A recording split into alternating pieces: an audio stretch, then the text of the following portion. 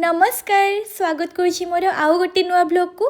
आजिकल मोर भोक एत बढ़ी जाऊँगी कि जे मते खाइबा देखिला मात्रे ही खाली भोक लगुच लगुच सबू किसी मु गिड़ीजी एत खाऊँ हेले भी मोटा होनी छाड़ आउ कौन करवा। ड्यूटी रे भी मते सब बेले भोक लगुच बोलिकी एबे सांगे किछि ना किछि टिफिन ने धरिकी जाऊँगी। आउ नॉनवेज खाई खाई कि एबे मते अबार रे भी नॉनवेज कथा मन पड़ जाऊँगी। छाड़ छाड़ कहले ही पाप हम गुरुवार आज प्रभु क्षमा करदेव। लंच रे हेइथिला शांति भरा खाद्य पखाड़ को साग भजा आउ पोई रायता बहुत खुशी रे खाउथिली मन शांति ही जाउथला खाइकी।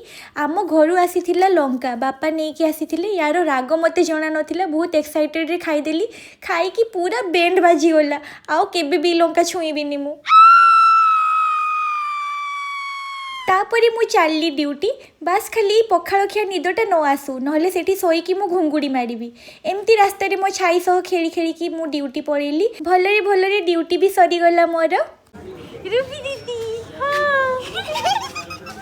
रूबी दीदी मते नबापाई आसीथिले और रास्ता रे पड़िला जगन्नाथ मंदिर जय जगन्नाथ कहीकि आमे चालू खाइबा लगी मते बहुत जोरे भोक होउथला सेते बेलकू आउ एठिकार पापड़ी चाट बहुत बढ़िया लगे मते मु तो मोर जहाँ खाइली खाइली रूबी दीदी भी छड़ेकी खाइदेली। सेतिक मन मानिलानी जे आमे पुणी गलु जलेबी और मालपा खाइबा लगी मन खुशी करिकी पेट फुल करिकी खाइदेली खाई खाई दिने मु फाटी पड़ी।